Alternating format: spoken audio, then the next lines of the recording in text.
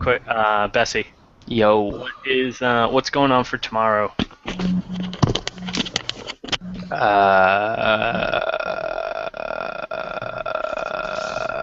Tomorrow's Friday.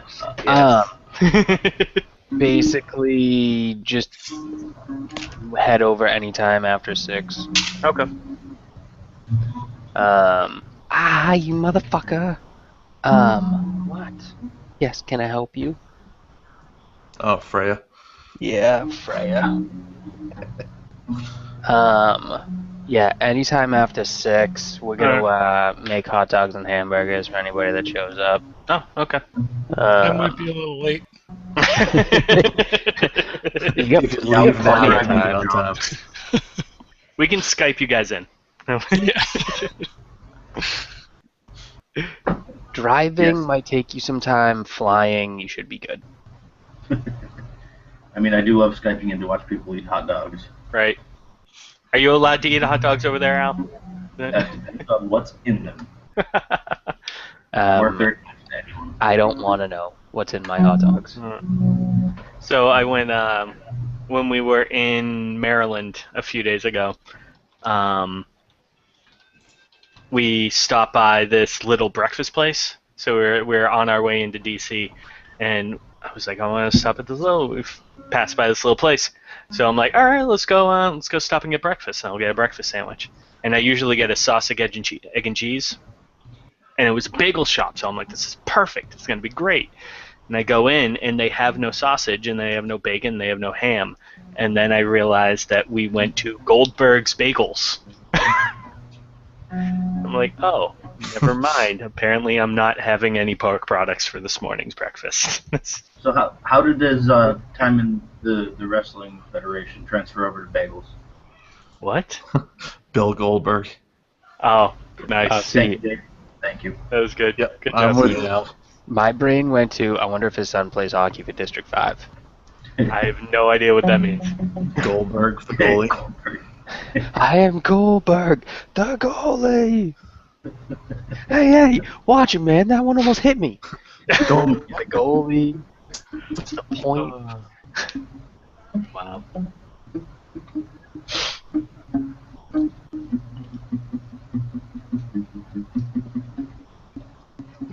You're playing a very American-style sitar, Al. Yeah, it's weird. It was made in Texas. Seriously? Yeah, Nice. it's actually a mini guitar. Oh, really? Oh, there you go. Mm-hmm. Never mind then. My roommate actually had his guitar sent over, so I'm moving around with it. Yeah. So now, what's the difference between a mini guitar and a ukulele? The string count. Ah. How many strings are on a ukulele?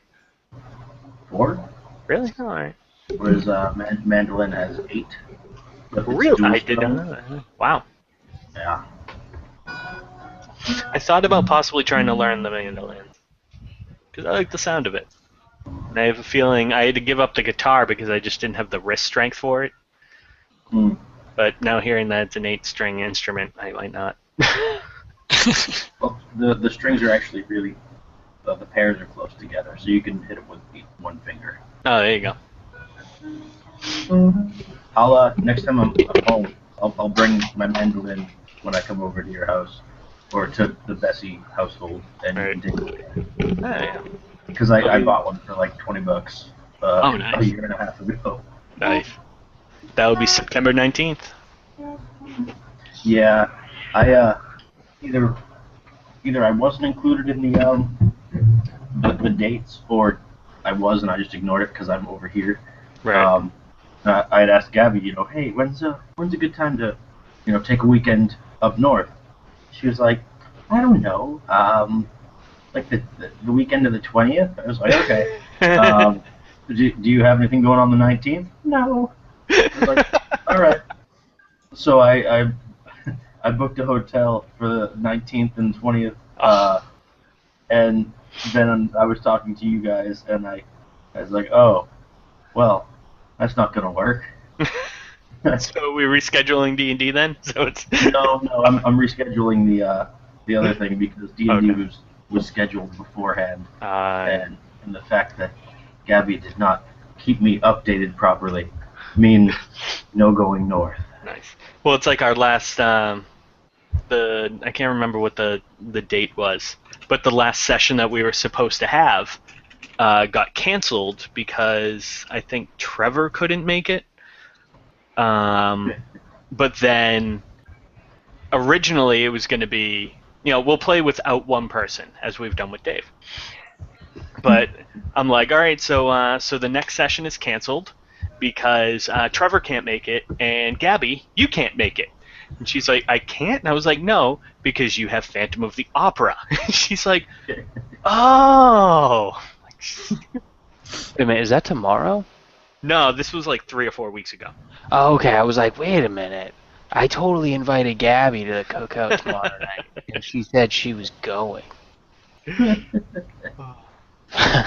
Yeah. Okay, I was It could have confused. been the same.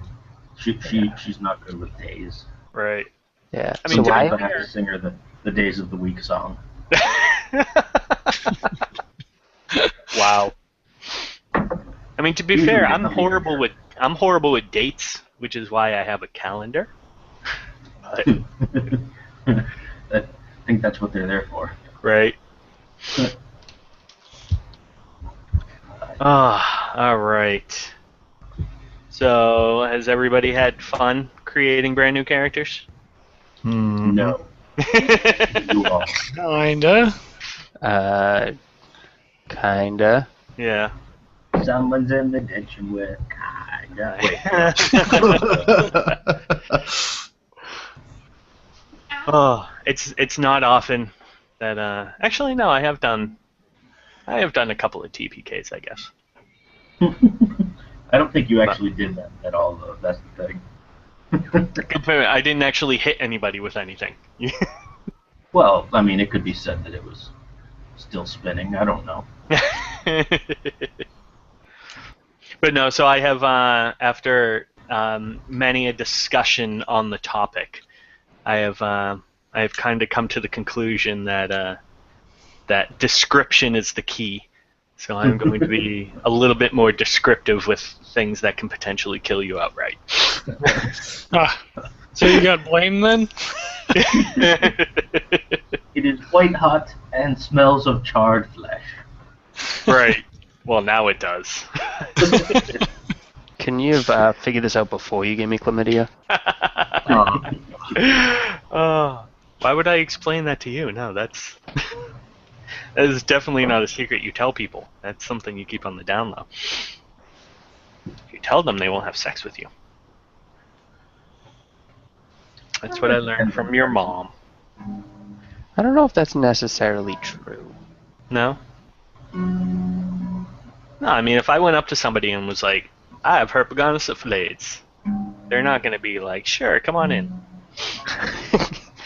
Well, Literally? it depends on if they have a trump card or not. There you go. That's alright, I have penicillin on tap. Right. Ew, I don't want to have sex with you then. We're into the American History Museum, the Smithsonian Museum of American History, and we got to see a sample of the first batch of penicillin. That's pretty cool.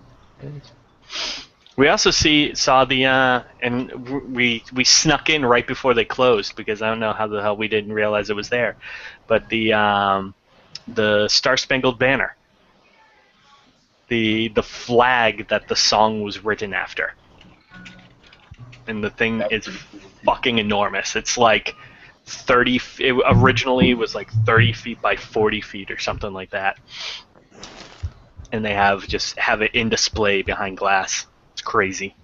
Yeah, I've seen that. Well, fuck you then. I've been to Washington a couple of times. Oh, really? Oh, there you go. Yeah.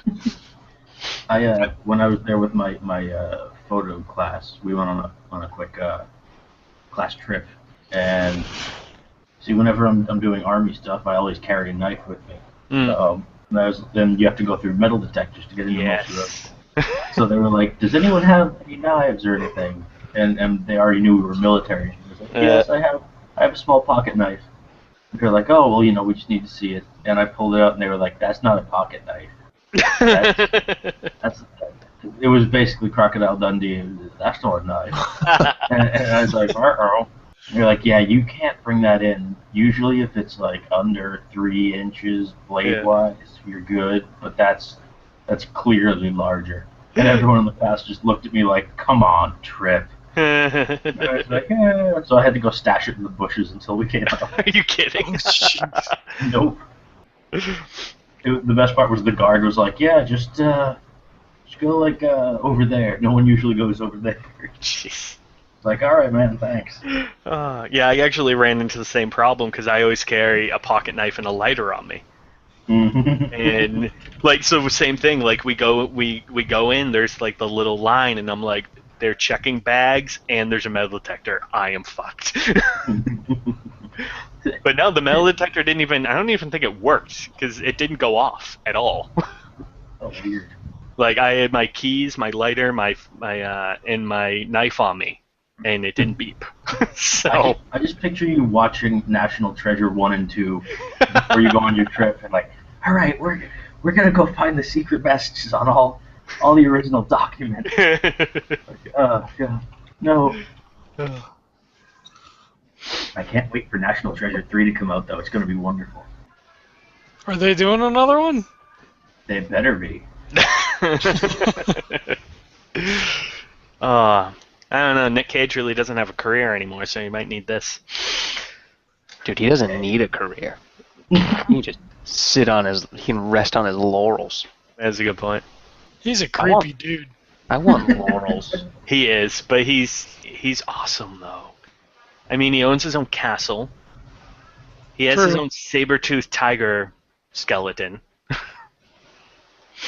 That's all right. That's all I got. But still, Didn't he name his kid Kal-El or something? that's yep. He named his son Kal-El. Kal-El, Krypton Cage. Yep. Gotta love it. Badass I name. rest my case. Yep. But yeah. All right. So let's do this. So everybody has their character, right? Yep. All right. So is there any questions or comments or anything that anyone has first? I hate you. Okay. I think it's going to be a work in progress because I'm That's not as familiar with the system, so That is totally fine. yeah. I mean, it's pretty straightforward, I guess. I did everything out, and I used the some online generator, the PC Gen 6001. Okay. But it's not great. So I think I got to go back and do it all by hand. But No, that's fine. and the okay. companion, you said no traits, but did they get their feats and stuff? Yes. Okay. All right. He should be good then. Right on. Anybody else? Does anybody else hate me? Duh. All right. So in that case, let's go ahead and jump right on into it. All right. So we're just going to, as beginning campaign goes, I'll jump right into it with a little bit of a quick narrative, and give you guys a little backgroundy stuff, and then I'll tell you guys when to run. All right. So your eyes burst open with extreme immediacy. Through your vision is haze at best, most likely due to whatever is currently trapping you. Though you're able to move, it's negligible at best and probably restricted by whatever substance you're surrounded in. However, directly in front of you is a material that is cold to the touch, and while hard, it does seem to have a slight give to it. What do you guys do? I try to crane my neck to see where I'm at, to see what's holding me down. All right. Right now, you are actually completely encased in this this material. It's almost like a thick dust or dirt almost, but it doesn't feel like dirt. And it's a little bit more powdery than that.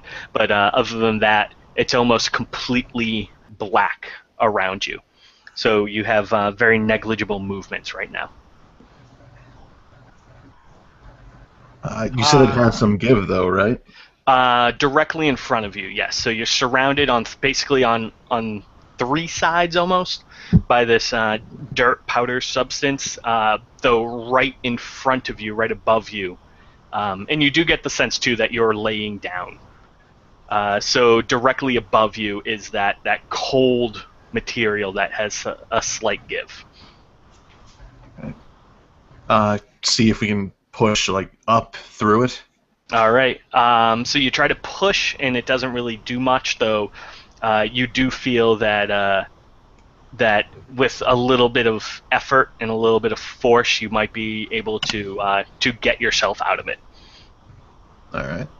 Do we recall anything? Do we know, were we with other people? The last thing we remembered, or? Nope. This is all basically your memory and everything is almost as black as the surroundings around you. Okay. Well, I'll yell out then. Is anybody here? All right. And so while John yells out, the rest of you do actually hear this slightly muffled tone that's actually making its way through the dirt, kind of, but it's too dim and too muffled to actually make out any specific words. Yeah, basically, there you go. If there's no response, then I'll try the same thing that Dave is doing, kind of put my hands up and see if I can either push or claw or... All right. And so it is when you put your hands up against it, it is very cold to the touch. I jerk my hand back because it's not what I'm expecting. And then How I'll much? reach it tentatively and try it again. Okay. How much movement can we make? How much movement do you want/need? I want to put my hand, my right hand, against the wall of whatever's encasing me. Yep. And if I was to say spray acid on it, would there be enough room that the acid wouldn't run down and hit me? Definitely not. Damn. Okay. I'm totally not doing that then. Alright, I'm going to use one of my orisons. I'm going to create light. Okay. Nothing happens. And I'm shocked. Okay. And I try it again. Okay. Nothing happens. Now I start to panic a little bit. I would initially try to push, and if that didn't work, I would use consistently more force, feeling that there is give until maybe I could claw my way out. All right. In that case, Al, why don't you go ahead and give me a strength check?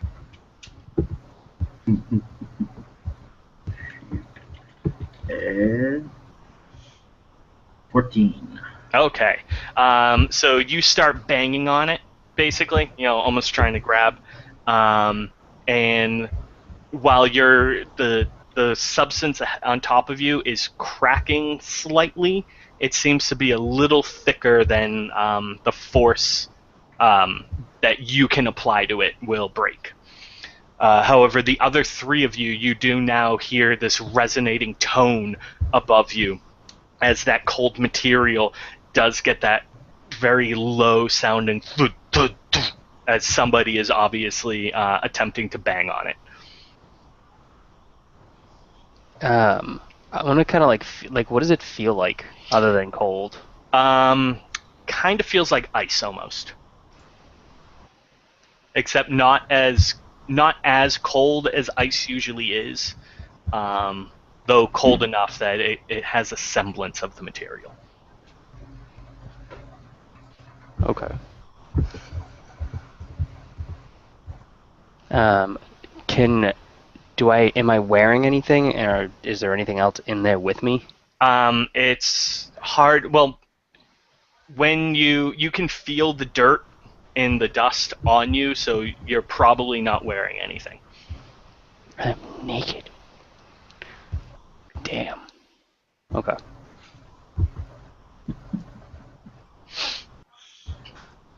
I will reach out and try to, if I can't claw, if it's like a smooth material, or I'll try to push it out. If I can get my leg up and try to get my foot on it to get a little bit more leverage. All right. How about you go ahead and give me a strength check? You got it. That's not going to be great. 6, 8. 8? Yeah, All if it's right. just a strength bonus, yeah. All right. So basically the same thing with Al. You kind of start to bang on a little bit, and as you do, it is giving that like thud, thud, thud, and now the other 3 can hear that secondary thud now on top of the first one. I probably should have asked before, because I do have dark vision. What can I see? Almost nothing. Excellent. All right. I'm gonna try to do the same thing, try to actually get myself out of there. Then. All right, go ahead and give me a strength check. 17. Nice. All right. So basically, you hear this other thudding now, and you're like, all right, I'm not alone, but I'm trapped here, so I'm kind of alone. And so you begin to just bang on it, and you have you've managed to pack the dirt behind you enough so that you get enough room, and eventually you hear the crack, crack, crack, and it does now break above you, so a thin piece of daylight comes through, or any, whatever light is on the other side of this surface, and eventually it does break where you can get yourself out. All right. What do I see wherever I am? All right. So the surroundings, everything around you, it's exceptionally bleak. You're basically right now standing on top of a grayish-black ice coating on the ground. Mm-hmm. And you can vaguely make out these occasional jagged pieces of ice jutting up from the ground. Around you, you hear the thudding from the ground around you, and you can now make out very vaguely, but if you kind of look through the ice, you can see the figures of these 3 people. 2 of them are kind of banging up against the ice right now. All right. You said it's kind of hard to see in there, though? Yes. There's this extremely thick haze that's kind of going around, so it's hard to see around you, and also the ice below you is probably a couple of inches thick, so you can't really make out who's underneath the ice. Okay. Well, first I'm going to cast, I think I'm pronouncing this right, Penumbra.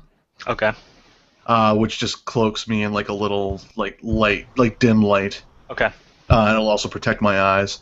Okay. And then I'm going to reach into my. Do I have my pack with me? You are totally naked right now. Fantastic. Okay.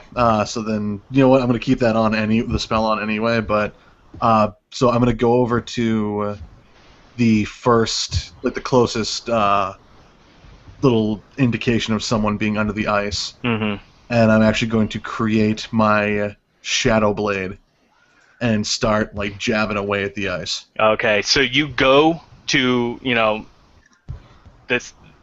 You go to kind of charge up, and nothing happens. Oh, good.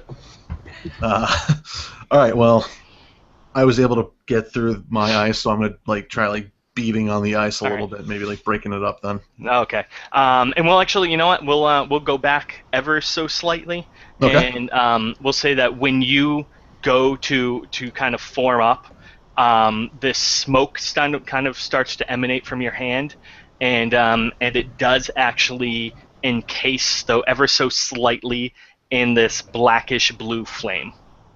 Okay. So my hand, just in general, or Yes. okay. So start beating on the ice with that. All right. And which one are you going to beat on? Are you picking one of the ones that the people were already attempting to get themselves out, or? The closest one to me that had any indication of like life. Okay, so basically the closest one beating on the ice to you. Yes. Okay, cool. All right. So let's go with Al then. So Al, Yes.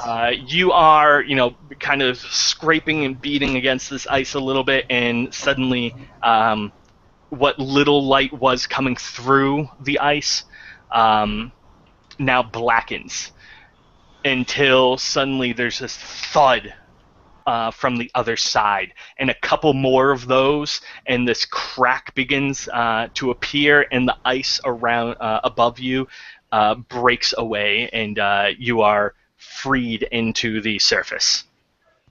Ooh, okay. Wonderful. Quickly check Facebook for me.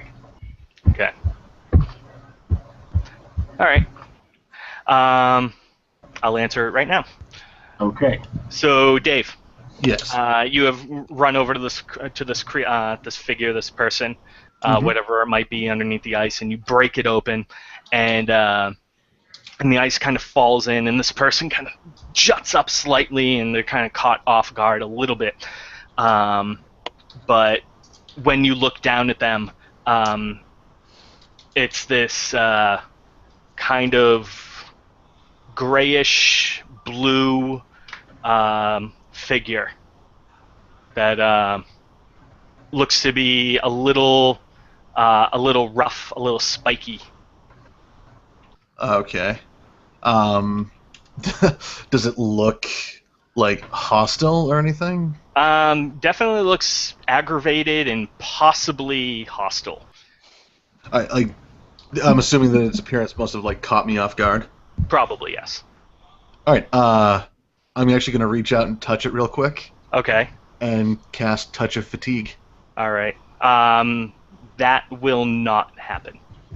Ah, excellent. So basically, I reach out and touch this thing, and then nothing happens, and I'm like, oh shit. So I'm gonna like pull my hand back real quick and like take a couple steps back, All just right. like ready to like defend myself with nothing at all. All right. And Al, I will tell you that when the ice breaks and your eyes take that quick moment to adjust to the bare light that has come through, the figure standing over you is completely naked, and it is this man that is fairly well tanned, who has fairly long, like past shoulder length, and it's all kind of mottled slightly, as if it's very unkempt. This fairly long black hair with this very somewhat dense grizzled beard. Does he smell? No, not really. He's clean. He's just unkempt. Okay. And let's see. I'm kind of half sitting up, looking at him after he touched me. I'm gonna kind of wipe away that where I guess he touched me probably on my chest because it was probably the closest area. Just kind of wipe it, look around a little bit, and then. And meanwhile, now too. Oh, go ahead. No, go ahead.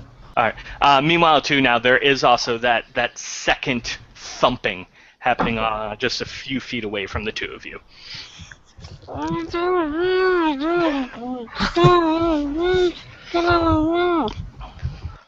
Oil can.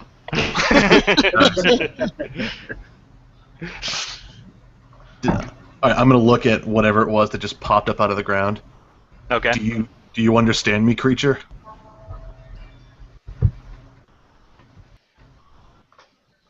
Just gonna blankly look at him. I mean you no harm, but if you attack me, I will defend myself. but I suggest we work together and figure out what this place is and where we are. I'm just gonna stand up. Okay. What say you? Gonna shrug. Say, all right. Well, I'll take that as an agreement, and slowly make my way over to, but like kind of like keep one eye on this thing just to make sure, because I really don't trust him right now. Okay. All right. So yeah, you make it over, and there's again, that banging is still occurring, and you have this muffled. At this point in time, it's pretty hectic, noise coming from below. Okay. Same drill as last time, beaten down on the ice. All right. So you now beat down from the top of it, and is your hand still slightly encased? Yeah, I figured it'd be the best way to like keep myself protected. Indeed, there you go. So it actually makes this also makes going through the ice a little bit different, a little easier, because it appears that as you hit it, it softens slightly. Yeah. So you bang on the ice a few times, and it does eventually break the encasement. Right. And now, John, you will see this this semi cloaked in light figure standing above you. And it's the same, tan, very well built, fairly tall, with long unkempt black hair and this kind of grizzled beard.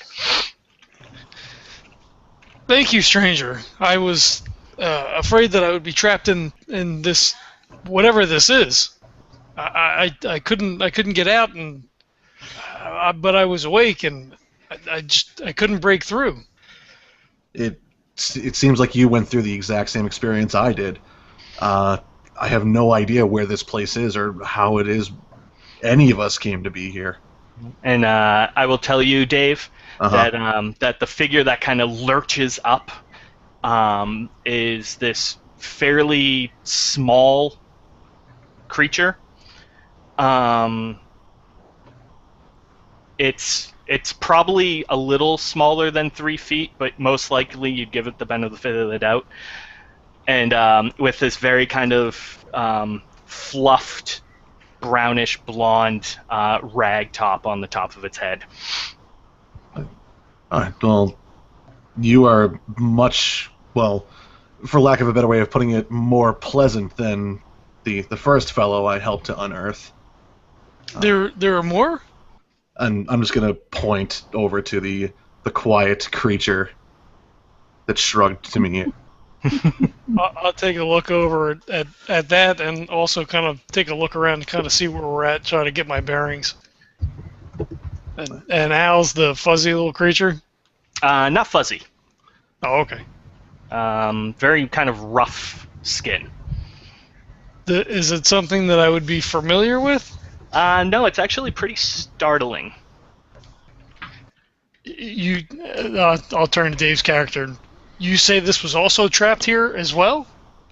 He was the first one I encountered. I just helped him by beating on top of whatever this stuff is, and he popped up, and he hasn't spoken at all, really. He's just kind of shrugged, and I think maybe he grunted at one point. I'm not really sure. Creature, do you understand me? I don't think it understands me. I don't know. I got that reaction too. Like, I guess lack of reaction is the same thing, but I have no idea. Do you know if there are more of us here, or? I don't remember anything before waking up and being trapped and look around, look down in the ice. It's the strangest thing. And now, Dave, you did see that that third figure under there, but it was not banging. So you really have no idea whether it's alive or dead, or just used to being under there. No real idea. You see his hands kind of like feeling around inside. Oh, He's okay. just not banging yet. So Nice. there's movement. There's just no noise. Yeah, so you can definitely tell it's alive then. So while Dave was over helping the small, rag-headed, fluffy creature, my creature will see what it looks like where he is and go over to where the other barely moving one is and try to help him. Okay. Why don't you go ahead and give me or how are you going to attempt to help him? Let's go through that. I would use my my two hands with my attacking fists of fury and try to pummel it the best I could after watching him with his fiery hands. All right. In that case, go ahead and give me a strength check. 18. Oh, nice. All right.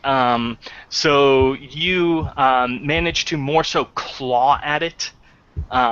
You're definitely not going to break it with your fist. You're pretty sure that if you punch it, that your hand will break. But you choose an alternate method, and you end up being able to kind of claw a slight groove into this to the point where you can actually, make a slight crack. That you think it'll be easier for you to hit through. So it takes you a little bit longer than your tall friend over there, but you are eventually able to get through the ice, and you crack it enough that it can separate and free this person. All right.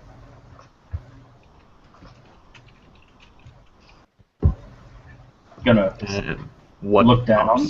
Yeah. Yeah. All right. Bessie, you there? I'm here. Okay. So you eventually crack the ice, and now are you going to assist in this now that you see somebody attempting to free you, or are you just kind of gonna wait there placidly? No, I'm gonna kind of try to crouch on like underneath a different part than where he's beating on, because I'm afraid he's gonna collapse it in on me. Okay. So yeah, it actually does kind of break. You're able to kind of squirm yourself into a smaller area, and so it does kind of break just above your head. And so, Al, when you actually break through the ice, you can tell that the person underneath has kind of made themselves into a ball. Okay. Once there's a hole, I'm going to reach my hand out and very quietly say, "Come. Nothing to be afraid of here." To which point I'm going to whisper over to John's character, "Okay, so it can talk." I just look back at you and I shrug. I'll reach out and grab his hand and All right. And now the hand that reaches down is, like I said, it's kind of this grayish blue, slightly scaly, with these long fingernails. So yeah, nothing to be afraid of. Totally not. At all. So you come out of the hole a little bit, and you breach into the surface. And in front of you, standing over you, is this fairly tall, gangly creature, grayish blue, with very rough skin. And as he's kind of standing there, you see this little tail, or not little tail at all, it's actually fairly long, just kind of flick every once in a while as it kind of gets off the ice and then settles back down again. And now you said we have no memory of anything before going into the box, right? Correct. I want to look behind me and see if I have a tail. No, you don't. What does he look like? All right. So, Al, you have now this kind of person crawls out, and they're probably a little bit over 6 feet tall, very tan, with a fairly good scruff on their face, and probably this shoulder long, almost walnut colored hair. All right. I'm going to kind of continue to talk quietly to him. The tall, pretty one and the little one with the red hair, or the fluffy hair, I guess you'd call it. They're very talkative. I'm just going to stand up and walk kind of away and turn and look at everyone. That was And short-lived. I was gonna say, do you guys remember anything? I seem to be drawing a blank other than waking up in the ice. That's about it for me. Like, obviously, I know how to speak, I know how to walk, so I must have been alive at some point before this, but I don't remember anything prior to waking up in there. Now that you guys are kind of discussing this slightly, and you're, wiping the black dirt off of you that's, that you've been encased in for who knows how long, an image starts to kind of float back into your head when you think about you're really kind of concentrating on, what the fuck am I doing here? Like, what's going on? This one image that does start to kind of jump into your head is of a circle of brilliant white light. My guy shudders just a little bit Okay. and doesn't understand why. My guy falls onto his knees, Mm-hmm. but has no idea why. And my guy kind of like stands up, like straighter than before, more confident. Mhm. But there's absolutely no reason why he should be doing that, really. Indeed. My character looks around and just goes, "Fucking idiots."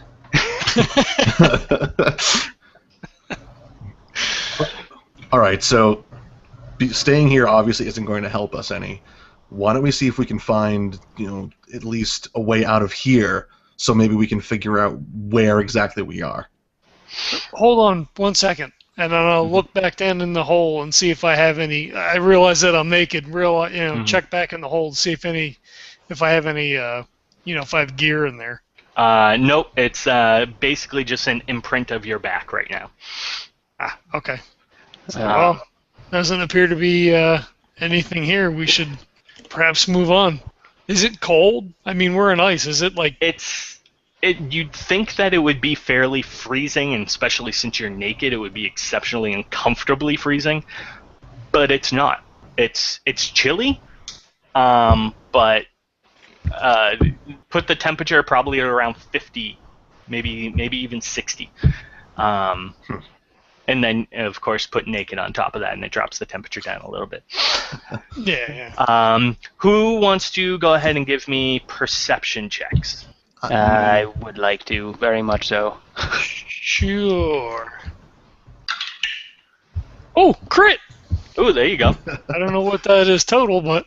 It's above 20. Well, close enough. 19 roll Ooh, there for you go. me. 29. Wow. Jesus. Wow. 20 total. All right. Oh, are we? Which character sheets are we using right now? Just give me rolls right now. Okay. Well, I got a 13 then. Rolled. Al? A 3. Nice. All right. So Al, you are kind of overwhelmed slightly by everything that's going on. So, there is this extremely thick haze that begins on just a few inches probably off the ground, and it does extend as far into the sky as you can possibly see.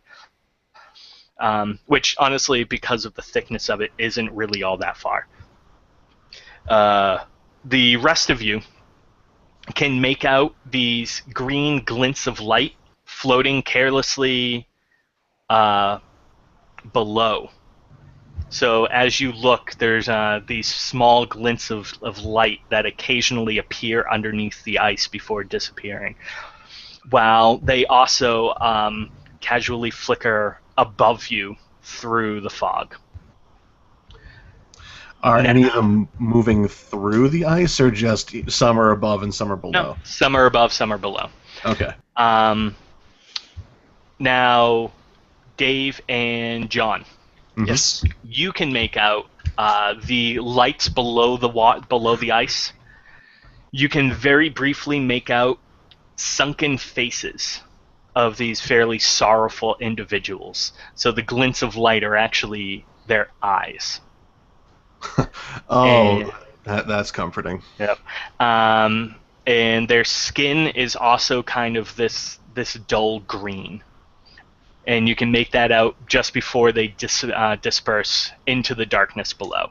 While above you, you can just ever so barely get a glimpse of a limp body floating through the haze that's emanating this green light before it quickly is covered by the fogs. So, all right. So the light coming from this body is separate from the small glints we're seeing, right? Nope. So there's this vague greenish glow coming from the bodies, but the green glint that you're seeing is the eyes of the bodies. So Okay. it is one and the same. Okay. I don't know about you, but I don't know if we should help that guy. And it's definitely, you actually see it's definitely more than one person. It's Or that guy. you see you see probably standing there for about 30 seconds or so, about a dozen or so people come and go. Yeah. I what do you got? Because I got nothing. You see the faces, correct? Oh yes, yes I do. Our newfound companions seem to be reticent to notice the state that we're in. Can I make a nature check to see if we are somewhere in between, like if we're not in the natural world? Well, I will definitely tell you that this is not natural. Okay. So So then I say, I believe that we may be in another plane. Perhaps we are somewhere in between worlds right now.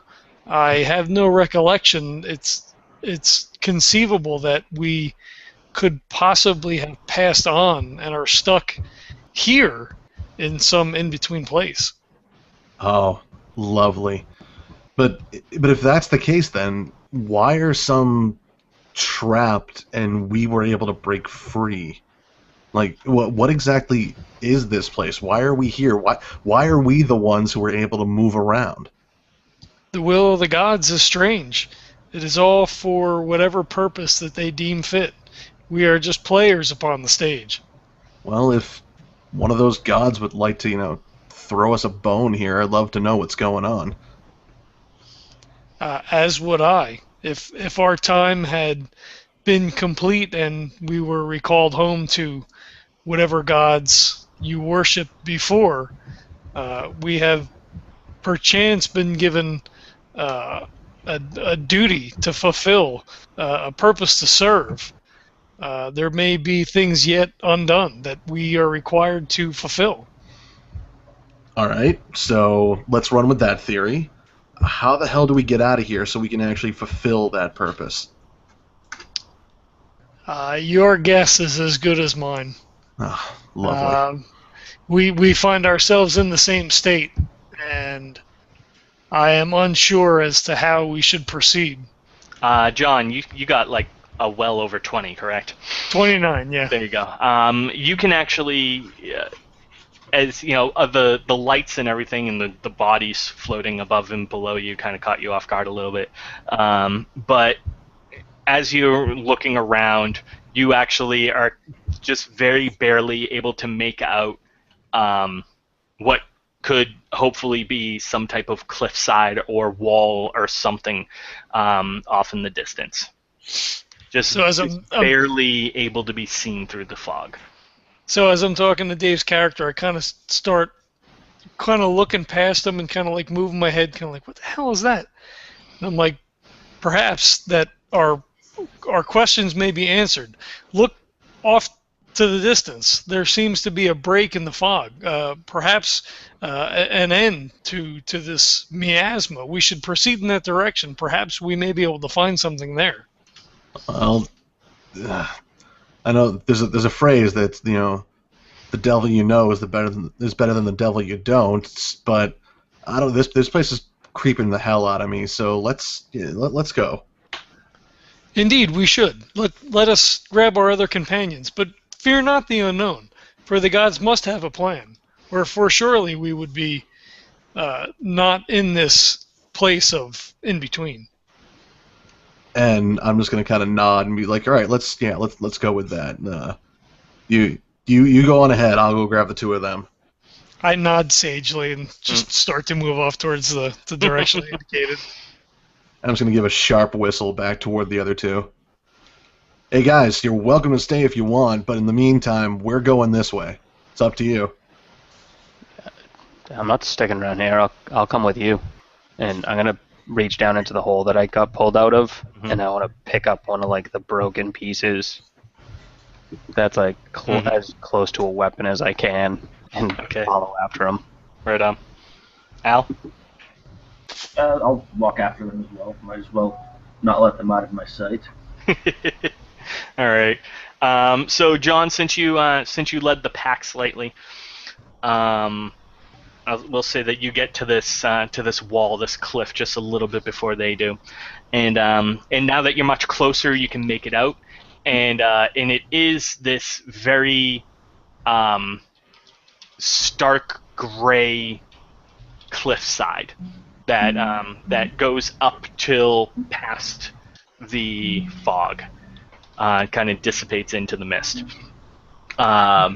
and you can see that probably 100 or so feet to your right, there is a path that looks like it does lead up into the or out of wherever you are. However, there's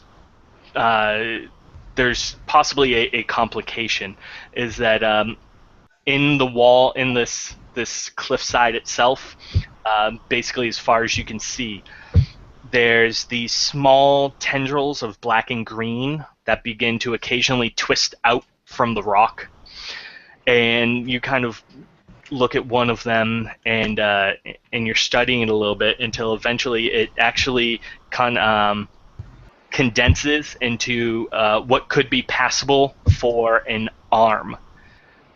And you see this hand kind of form and reach out, and as it grasps the air, its gelatinous form bursts, and the area just kind of starts to ooze the black, and it kind of starts to fall down the side of the cliff. And you see this happen just in sporadic areas along the wall multiple times. Does it appear that there's a path that could be traversed that, kind of like right down the center where we wouldn't get bursted upon, or? No, the path is probably only a few feet wide, so okay. So it would be you'd have to be skillful in order to make it up through the path. Okay, it's possible, but you'd have to watch out.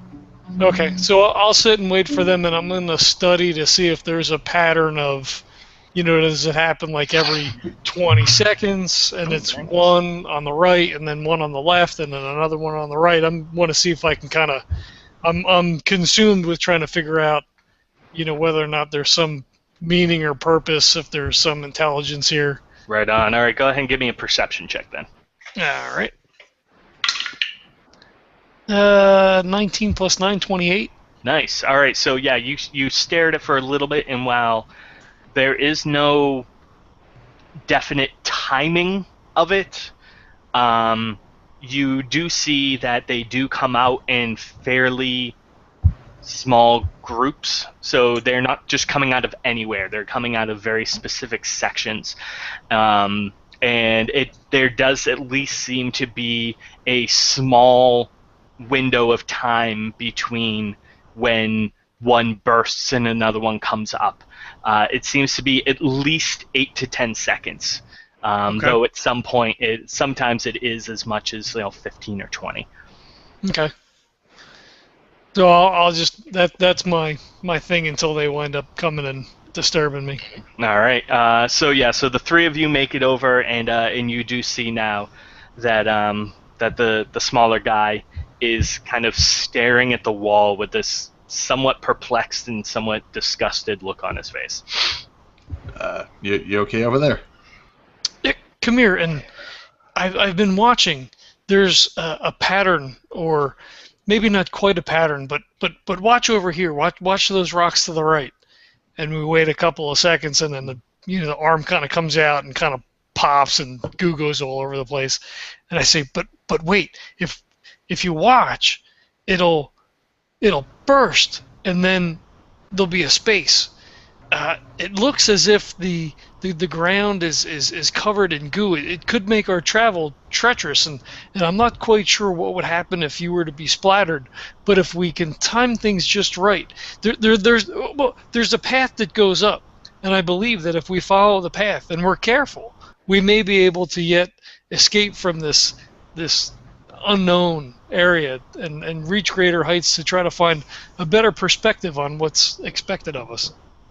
Oh, okay. So you want to test that dodging theory, or?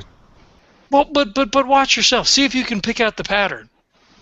All right. So I'm gonna take a look at it and see if I can figure anything out. All right. Yeah. Once he's kind of pointed it out to you, he's giving you directions too as it goes, and he's like, okay, so that one bursts, and now, 2, 1, 3, 2, 3, 2, and another one starts to form, and he's like, see, there's time. Oh. All right, so I see basically what he saw at this point. Yeah. Okay, yeah, no, I see what you're saying. We got to really be careful though, because if we end up dodging one and jumping into another, it's going to be potentially bad. But yeah, we might be able to pull this off if we're really careful. We'll have to take a long interval. I'll go first, and you guys watch, and then just follow when it seems most appropriate. As I move forward, then you guys move up, and we should be able to make it through. Hopefully these vile bursts of disgusting whatever it is don't follow the path all the way up, but maybe just prevent the weaker from escaping this strange place. All right, well, just try to take them one at a time. See if maybe when you go past the first one that you can stand in a place where no other one would get to you, so you can just focus on the next one and not have to worry about any of the others. Indeed, it's a good plan. All right, well, we'll wait here, and like you said, as you go up to the next one, we'll go to the next one behind you and just follow in a line. All right. And Dave. Mm-hmm. Now as you're talking, as the small fellow starts to walk away, you suddenly get this strange thought in your head, and you're like, man, this would be so much easier if I had my shield with me. Huh. All right, but I'm just gonna write that off as a passing thought. Mm-hmm. Because what shield? Obviously, I don't have anything. Exactly. It's just a stray thought that popped in my head. Mm-hmm. Okay. All right. So, John, with your perceptiveness, you're able to kind of make it past the first couple spots upwards, and you kind of turn around. And you're like, yeah. Uh-huh. So are you gonna wait for them to start embarking, or are you just gonna start to go on your business? I'll try to keep them within eyesight. So Okay. I'll move up so that there's enough room for them to begin to move forward. Mm-hmm. And I'll, as they move up, then I'll move, another section up for as long as that phenomena continues to happen. All right. So Dave, Mm-hmm. I'm guessing you're going to be the next one, Yes. and are you going to communicate with the other two at all? I figure while he's making his move on the first one, I'll relay the information to them. Okay, by all means, go ahead then. All right, guys. We think we might have a way out of here, but take a look. I mean, there are these arms that pop out, and then they kind of burst, and there's this black goo, and we don't know if it's good or bad or not. We're assuming it's probably bad, so we're just going to do the best we can to avoid them. The little one's going to go first and, bypass the first one and then try to stand somewhere where it's safe. And once he gets to the next one, we're gonna follow one at a time and basically try to like watch his pattern and follow him, stand where he stood, and also keep our eye out and make sure we don't get splashed with anything. So we're just gonna do this one at a time. He's gonna go first, and I'm gonna go, and you two can figure out who wants to go after. But same as last time. If you guys want to come with us, feel free. If not, you're more than welcome to stay here. It's up to you. Yeah, there's no way in hell I want to stay here. I'll come with. And also, John, Yes. as this. Oh, sorry, Bessie. Oh man, I made that mistake finally. Right, Bessie. As this person's talking to you and kind of explaining the situation, while what he's saying sounds crazy and kind of weird and slightly off-putting, at the same time you get the sense that you should trust him. All right. Like, he wouldn't lead you wrong. All right. Good to go. All right. So, lead on. You seem to know what you're talking about. All right, let's do this then. Mm-hmm. Al? Now that he's pointed it out, can I look at it and see anything that strikes my what the hell about these things? Anything that I might be able to pick up or? No, I mean it's mainly a very what the hell are these and what's going on type situation right now. This is definitely not anything that you have run into before. Cool. It does not strike a chord in what little memory you have right now, if any. However, Al, you do get a kind of residual thought almost of that you should know this,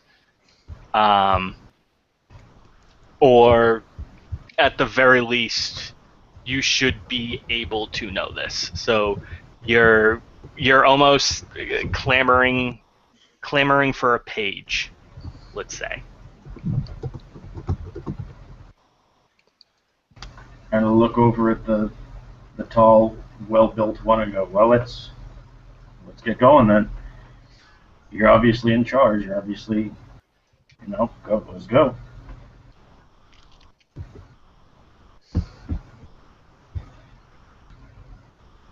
All right.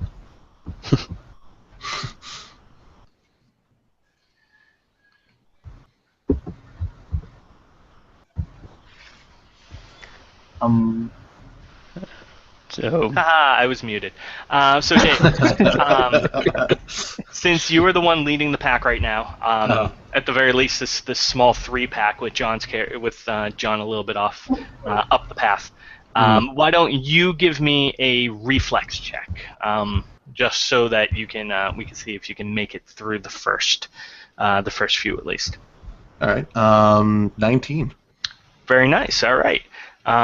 So you are able to, with John's knowledge, with the little one's knowledge, and you're able to bound slightly around the next couple areas, pausing momentarily to either let them pop and making sure that you're not out of the way, or that you are out of the way, or just ensuring that you have enough distance before you go to leap. Mm. All right. How about the two of you, Bessie and Al? I'm just following Dave's character's lead. Okay. And just kind of watching where he goes, and just kind of like stepping where he steps and kind of waiting when he waits. All right. In that case, why don't you go ahead and give me a perception check? Do 23. Not bad. So you're able to look at his footwork and kind of mimic that, and also you've been had it explained enough to you that you shouldn't really trust that timing, so you're able to trust your own timing of the popping, while at the same time mimicking his path. So you are able to keep step with him as they go up. Good to go. All right. Al, how about you? I will watch how they do it, and then I will attempt to time it properly and follow. All in right. the next generation. All right. Go ahead. Give me either reflex or perception, whichever one you would like. I'll do perception Alright. for a 22. Wow. All right. Very good. So you are able to same thing. You kind of follow the path and everything, and and by the time you are getting to these spots, they have already popped a few times, and so there is kind of a little bit more of an oozing effect. But you are able to kind of see that occurring and get yourself through it. All right, so we'll go back up to John. So as you are kind of make your way probably about 80 or so feet up this path that does kind of jackknife a couple of times, but for the most part it's fairly straightforward. Good elevation. And as you're going, the popping and the oozing, it does seem to have settled below you. And, Excellent. And so there's a somewhat clear path ahead, and you get this hankering, this need almost, that what would really help accompany this would be a little bit of travel music.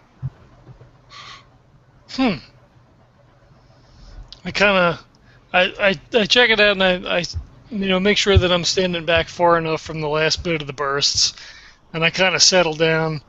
I take a look around, and he'll wait for the rest of the group to catch up because he knows he's in a safe spot, and he'll just start humming a tune. Nothing in particular, just kind of whatever pops into his mind. Very nice. All right, so you kind of get yourself a little bit of enough distance so that once they arrive, they'll have plenty of room past the ooze as well.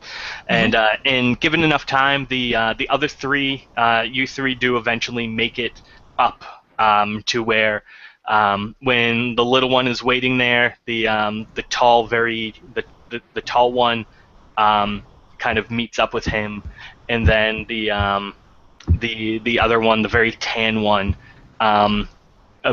gets to them, and then the slender gray one does, given a little bit more time, eventually does make it up to the pack. And I'll say to the tall, scruffy one, you ever get a tune just kind of stuck in your head? I've got this weird piece of music just lodged in my head. I just can't seem to get it out. At this point, I'm kind of tapping my foot, and I'm kind of drumming my fingers. Well, you know what? If it's really that stuck in your head, why don't you try to lighten the mood with an actual tune for us? I mean, it couldn't hurt, right? Maybe raise morale a little bit. I have no instrument. I mean, I feel the pull of it, but it seems it's just such a strange feeling. Hum, whistle, do whatever. It doesn't matter to me. And I'll start to. I was humming before. Now I just kind of start to whistle, kind of like a jig or a reel. Just kind of something a little fast paced, and I kind of start tapping my foot. Nice. All right, and yeah, so now the one in the lead is now almost fully engulfed in song right now, as the path has been blocked basically by him standing there, and the tall one looks to be enjoying the show being put on in front of him.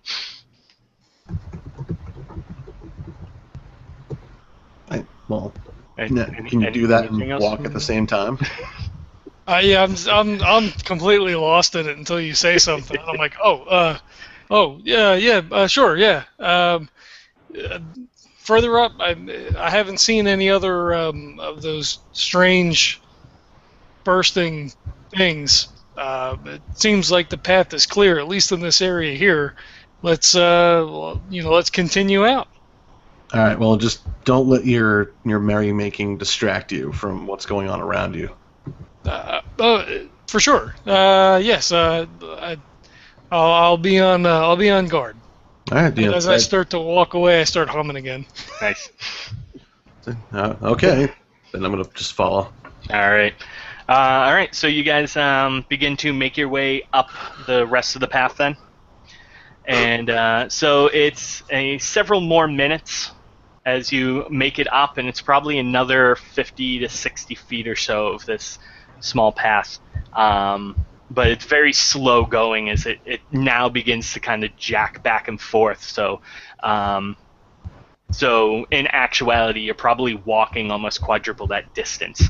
But you definitely, there's unfortunately no handholds, and this is fairly soft rock that breaks away somewhat easily, so it's almost impossible to actually climb.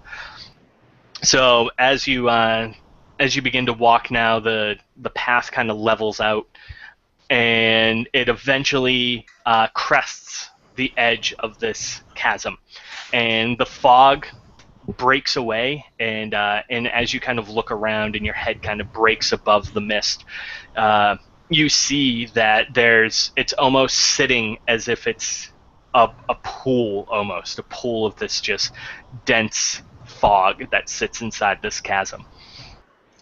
And when you look around, you are confronted with this tundrous white and gray wasteland that is speckled with stunted trees and shattered crags as far as your eyes can focus.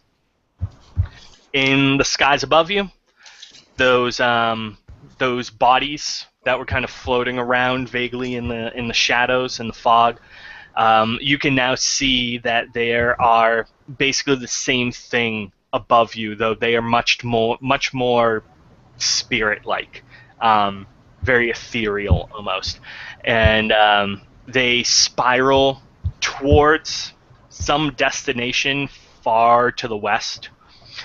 And as you watch this a little bit, one of the spirits actually falls away from the collective, plummeting to the ground, almost like a shooting star, this kind of green light that disappears into the distance. Moments after it hits the ground and disappears from sight, you hear this screeching howl that echoes off of the mountains that are encircling you to the north and east. And now also far to the south, you see these pitch black creatures barely holding the form of a cloud of birds in the sky almost. The mass briefly breaks form, scooping down to the ground before reconstituting itself into that swirling mass. To where it looks like the spirit hit the ground? No, they are completely... The spirit was more towards your north a little bit. Okay. Did the spirit look like it's close enough that, like, at a quick jog, I could get there in a few minutes, or it's way out? It's probably at least a half hour or so out. Oh, okay. And that's with a decently paced jog the entire way. Okay. When the spirit goes down, I'll turn to the tall, beraggled one and say, "Did you see that? Perhaps a sign." I'm assuming I did. Yes, all of you did. Okay. Yeah, that was pretty hard to miss, actually. Maybe we should move in that direction. Although that strange formation of creatures, everything just seems out of place here.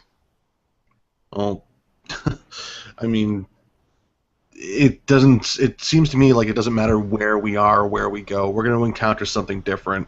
But I mean, that stands out above everything else. So yeah, maybe we should check it out. Well, take a look around and see if there's anything else that maybe we missed, or All right. No, Or other than as I say, do we feel hungry or anything, or no. okay? And Bessie, I will tell you too that kind of once you make it up to the surface and you're all kind of looking around and you see this desolate waste around you with these, occasional sporadic, really short, dark trees around. The one thing that kind of hits you is that this is unlike any forest that you've ever been in. Okay, but I can't actually remember any of the forests that I've ever been in. No, you remember what a forest should be like and what trees should look like, and these aren't them. Okay, good to go.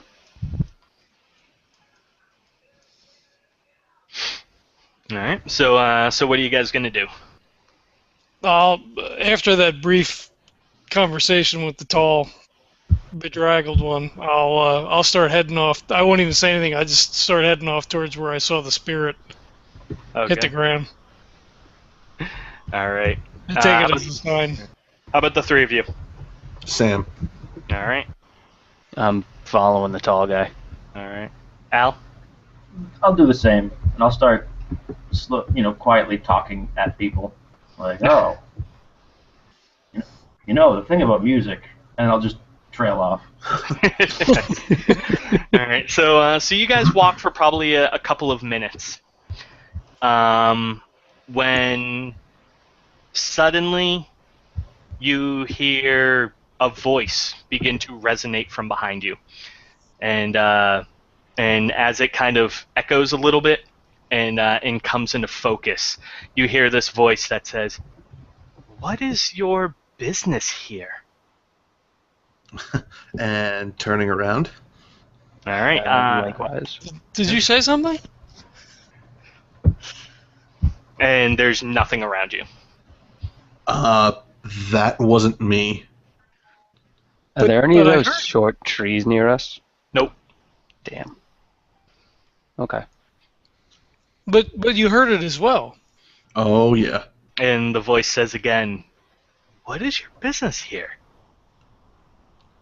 Perhaps you could tell us. We've awoken and we're trapped, and yet it seems as if there is a greater purpose to which we are destined. All right. And as you kind of start to look around, you glance that there are actually these small shadows being cast. And they are fluttering on the ground and on you. You now see them on the other three, and you check yourself, and you're like, "Oh shit, they're on me too," and and they almost look like small birds, slightly, as if a bird is casting a shadow down on you. I say I hold my hand out Yeah. to see if anything lands, on my finger. Nope. So you hold your hand up over the shadow, and expecting that the shadow will then be on your hand, but it's not. It's still on you, and it's it'll kind of flutter across your chest a little bit, and then another one will come up your leg and off you, and I put my hand back down again. And now eventually the shadows beginning to flit off the surface and actually float around you. So almost like flat birds just flying all around you. Do they look like the birds or the creatures that we saw kind of mass coming in and then... Possibly slightly, yeah. I mean, they are exceptionally black bird-like creatures, so they could definitely be the same thing. So I'll speak out and say, are you a native creature to this land? Can you tell us where we are? And the voice says, "None of us are native." And as it does that, the shadows begin to kind of coalesce into one area, and the birds begin to almost spiral around each other until they make this pitch black form that now stands in front of all four of you. and eventually a little bit of light is given to the creature, and it does somehow begin to gather a three-dimensional form until eventually this woman is standing in front of you. She is cloaked completely in black, a hood pulled over her face, and she's wearing very fine materials. And she has a very slight silver trim with little hints of blue every once in a while on her cloak and body. And the only thing that you can really make out of any detail is the clasp holding her cloak together. Looks to be a silver emblem or pendant, sort of a raven's head. Oh, fuck. Religion check. I think my guy's just gonna kind of drop down to a knee, All right. even without it. I rolled a 17. All right. I don't know if I have. I don't think I have religion as a train skill. Yeah, here. it's that'll be something that you can kind of only. It doesn't look like you have it. Yes, it would be a trained, knowledge so- check. Yeah, it's a probably. knowledge, so you don't actually have it trained, unfortunately. Okay. So, So go ahead. if no one here is native, then who are you and where do you come from? Oh, I'm sorry. I am Sorrowsworn. I am one of the guardians of this area. And she gives you a slight bow, putting one hand in front and very, very genially extending her other hand and gives you a bow. And as she comes up, you say, "Pardon, I am Sorrowsworn Atukalina." Motherfucker. And I kind of look up from her from my knee and I say, "Lady, can you explain to us what is going on?" I was kind of hoping that you could explain that to me. We haven't seen any of your kind here for many, many years. So that is why we're wondering, what is your business? Well, I don't understand. Well, it's fairly obvious. What are you doing here? How did you get here? Where is here? You're in the shadows right now. You were in the Fell. What is the Fell? It's where people go to rest. well, okay. We came from that way. There were these things coming out of the wall and with like black ooze, and before that we were in this room that had like ice that we were all buried under, and we all just woke up there, and we kind of forced our way out, and none of us even know where we came from or how we got here. So at this point, your guess is as good as ours. It's I very have a tail. awkward. Oh, go ahead. I have a tail. How about the fuck?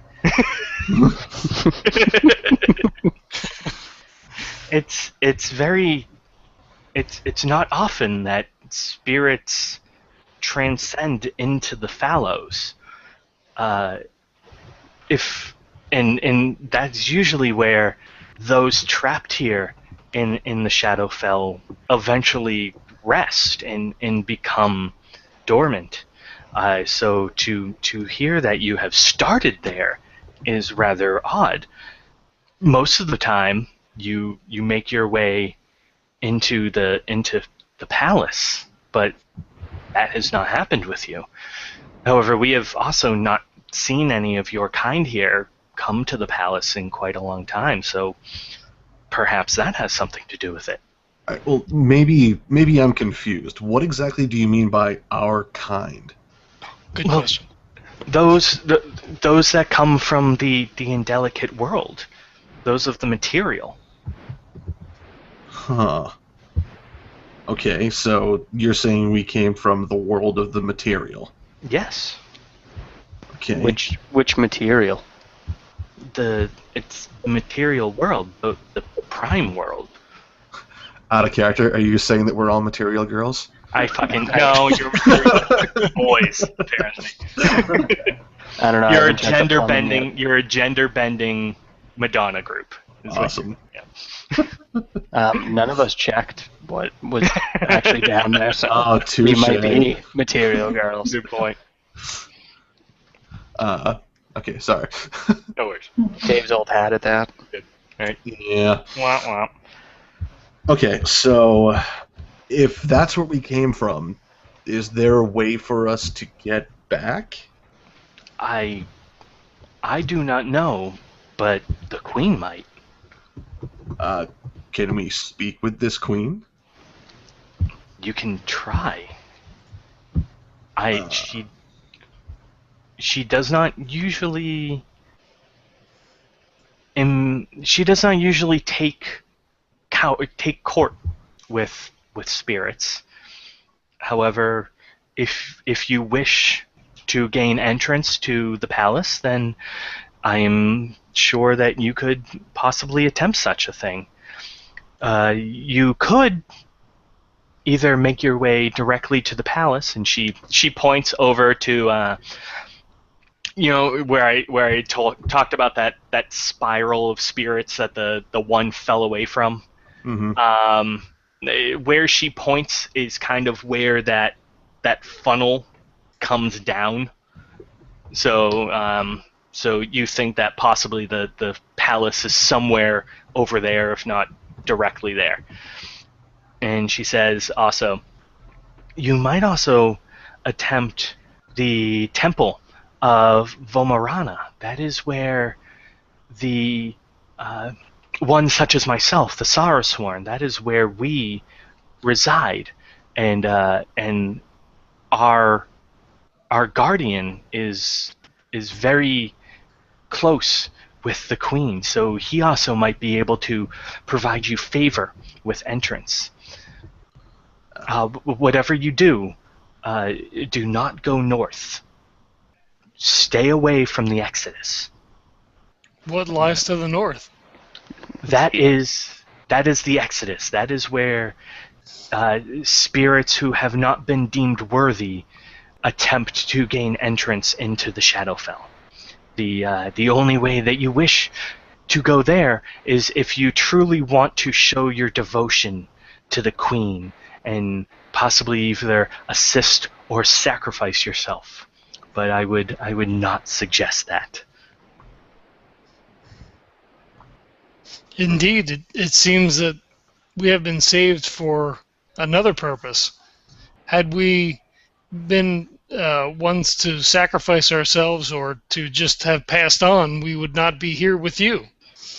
That is the mystery at this point. Most spirits, if they ascend to the fell, they come in through the spiral and await judgment by the Queen. So to make an entrance such as yours is very out of the ordinary. When she says that, I kind of put both of my arms out and kind of turn, palms up, palms down, because she says we're spirits. And look, I don't know, look pretty solid to me. I don't say anything, but I'm just kind of like, Well, in either way that you wish to travel, and however way you deem yourselves to hold court with the Queen, you have my blessing. Be careful. We are here to not protect you, unfortunately. We are simply here to keep the beasts of the shadows tamed. So, along your journey, keep a watchful eye. Well, that fancy little trick where you just kind of appeared, can't you do that with us to take us there? No, that is a special gift that the Queen has given me. Figures. Okay, which way did you say we should go then? I know you said not north, but where's this guardian you were talking about? And she says, she kind of gives a little point to the south. And she says, if you go to the temple to the south, then you can see the guardian, and he might be able to give you favor. How far away is it? It's a journey, but I am sure that under your current circumstances, that it will not be an issue. lady, we're all currently naked. I'm pretty sure our current circumstances are not good. Yeah, I don't mind it. Like, can you help us out even a little bit? Like, give us something to at least defend ourselves with or protect ourselves with? Like, I don't know, like a shield, anything? The only thing I have on me is the protection of the Queen. Unfortunately, that is not something that you have currently, and it is not something that I can pass on to you. Ugh. All right, well, you can't blame a guy for asking. It's like, well, I must be off. I was simply here to check on the spirits wandering in our Laderna. So now that I see that there is a quirk about you, we will. I do hope that you make it in one piece. I'm sure that this is something that eventually reaching her council, the Queen would be interested in. Well, here's hoping. Thank you very much for your information and your assistance. And she gives a deeper bow now, both hands out to the side, and just like that, as quickly as she was there, now she dissipates, and the shadows break into pieces and streak off onto the ground and into the gentle mist. Yeah, I'm going to watch her do this and kind of mumble under my breath. Huh, must be nice. After she completely disappears, I'll get up off of my knee Hmm. and stand up and take a look around. All right. It seems that our path has been chosen. We must make for the temple to try to appease the Guardian and hold court with this queen and see where our destiny lies. You know, I probably should have asked this while she was here, but it's going to be interesting to know exactly what it is that's going to appease this Guardian, considering that we have nothing to offer. And yet they must see something within each one of us that saved us from the brink of death, that brought us here so that we may yet fulfill some greater purpose. And I'm going to kind of give him, like, a little, like, not so much like a glare, but just a little look out of the corner of my eye. You're one of those glass half full guys, aren't you? There is a natural order to the world, and we must maintain the balance. All right, well, this place looks pretty out of balance as it is, so if that's what it's going to take, let's get cracking. Indeed, onward. How about the other two? I say south, but I'll just go wherever. No, south seems to be the plan. Alright, I guess. I'd rather go north. I don't like dealing with people, but okay. You'd rather go in the direction that she explicitly told us not to go in? Who was she? Apparently someone who has the favor of the Queen and can actually disappear and become part of Shadow. So I'm going to take her word for it. Yeah, I'm not a big fan of darkness. I don't know. But I'll go. That works. I don't know. I think that you feel fairly comfortable in darkness. Don't tell me my business. Alright, well, I guess we'll go towards darkness. Think of it not of darkness, but a path beyond what our mortal coil would normally allow us to perceive. Alright, could you do me a favor and start whistling or humming again, because that talking thing is starting to get out of control. I don't understand. You do not feel the same way? I want to know why the hell we're here. This place creeps me out. Like, this is not right. We don't belong here. I don't know why we're here. It's just, we need to figure out whatever it takes to get out of here. I want out of here now. I agree, which is why we must head towards the temple to find out what the Queen's bidding may be. She alone could probably allow us to depart from this realm and either pass on to the beyond and embrace the love and light of the gods, or send us back to the mortal plane, or the material plane that the Sarasworn has spoken of.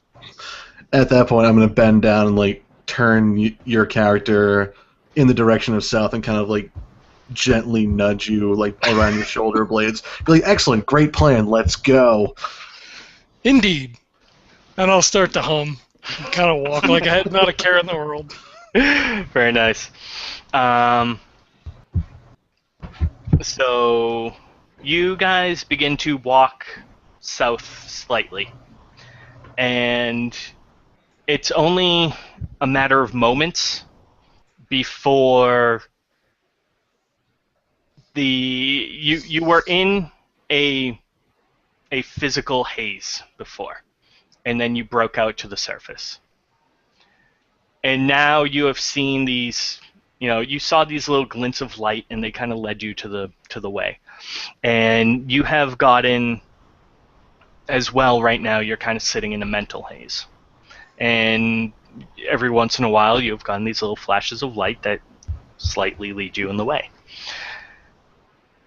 And almost as if a little rush, as if you get, it's kind of a brain freeze almost.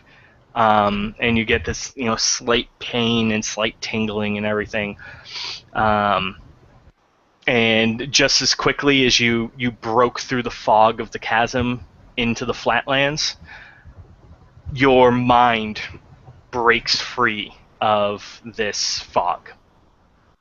And things start to kind of work backwards. And how... so John, Yes. and Bessie, and Al. Mm-hmm. Things start to kind of work backwards a little bit, and you pick up on this small disc of light. And then you remember a room. And you remember words. And you remember a path. And then you remember books. And you remember pillars. And you remember adventure. And suddenly now, Galen, Leo, and Marmalek remember who they are. It as I'm walking, I'm humming, and as stuff sort of kind of slowly starts to filter in, and then it really just kind of hits me, and it just sort of staggers me a little bit, and I almost kind of like a little bit of a hitch in my step, and I just kind of stop, and I turn around, and I look at the other guys, and I go, "Do you?" Like my eyes are real big, and I'm like, "Do you remember?" Remember what? When I look over, do I see Agnum standing next to me? You see Galen, and you see Marmalek, and then you see a stranger. Okay. Oh. I'm gonna like turn in like a quick 360 and be like, okay, we're here. And I'm gonna like go up and I'm gonna like lift Galen up and like give him like a big hug. Like put him on the ground. What happened? I don't know. Where's Agnum? I'll do the same thing. I'll kind of like look around between all the faces. I'm like, there's you and Marmalek. Is that Agnum? Agnum, is that you? Well, this suddenly got awkward. And real quick, now Dave. Mm-hmm. While their feeling is a little tingle and a little pain that very quickly dissipates in their head, yours nearly sends you doubling over. So that when they look down over to you, you are on the ground. Oh, so I'm like in pain or unconscious? You are in pain. Okay. And you now, instead of a small disc of light that you had seen before, this light bursts and surrounds you entirely. And at first, it is this brilliant white light that just bathes you. And then you see small bursts of multicolored lights coming around you. Mm-hmm. And then when that kind of slowly fades away, you remember battle. And you get this overwhelming sense of not doubt necessarily, and not necessarily failure, but almost disappointment slightly. Mm-hmm. And you now remember a battle with this creature, and you remember dying, and it goes back, and you remember the adventure, and you remember betrayal, and you remember worry and hate and everything, and it goes back. Okay. And then now you remember who you are. Check Facebook real quick. Mm-hmm. Well, one quick thing. Uh-huh. So you remember who you are, and Dorian remembers why he's here. Am I still in pain? Yes, although it does eventually fade. Okay. So eventually the screaming stops, and I'm just kind of like laying on the ground, like kind of like clinging to myself, breathing heavily, and then eventually like slows itself down, and I just start like trying to pick myself back up, like not even really looking at anything. I'm just like trying to focus and like clear everything out of my head. Agnem, do you remember? Is it you? It is, and it isn't, Galen. I'll rush up to him and kind of put my arm on his shoulder. Are you okay? I'm not sure, to be honest. So much has happened, and I don't know what's going on. Give me a moment, and I'm going to stand up and see if I can make my hands ignite. All right. Yes. Yes? Yes. Okay. Actually, you know what? This is a defining moment right here. Okay. I'm going to leave it up to you. Can you or can't you? Because of you said I look like a stranger and I'm actually changed. Yes. I'm gonna go with I cannot. Okay. So you cannot. Okay. So that doesn't happen, and I just kind of look at my hands, and like look at them, and I'm like, this is it's happening again. This is going to take time to figure out. But it's me, I think.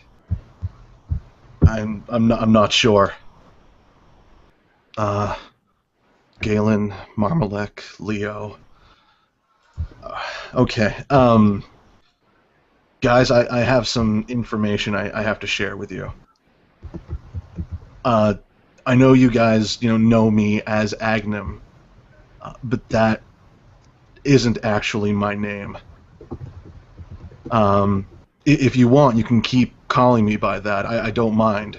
I consider it a term of endearment coming from the three of you. But I am changed yet again, and I don't know what exactly my abilities are anymore. So I don't know what assistance I can actually provide you with.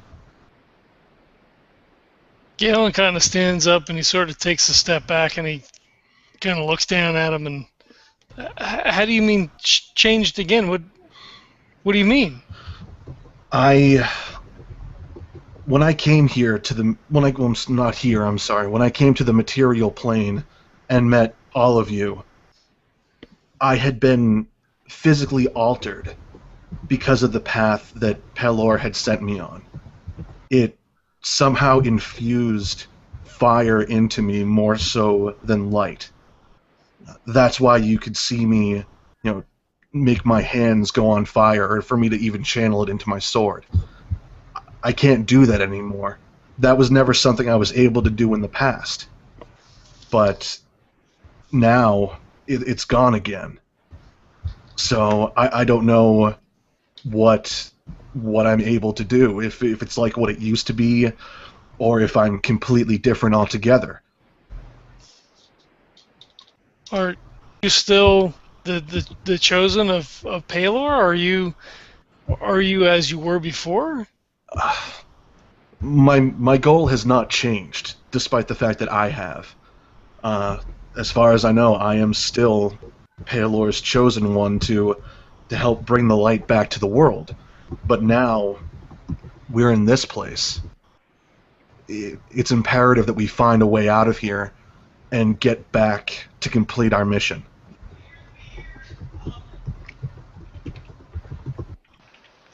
So, what is your name?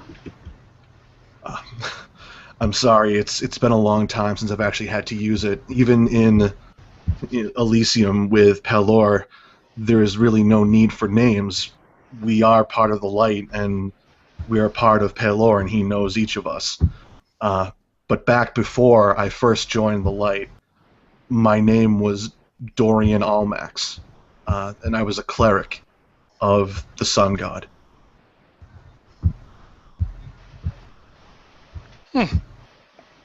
I see.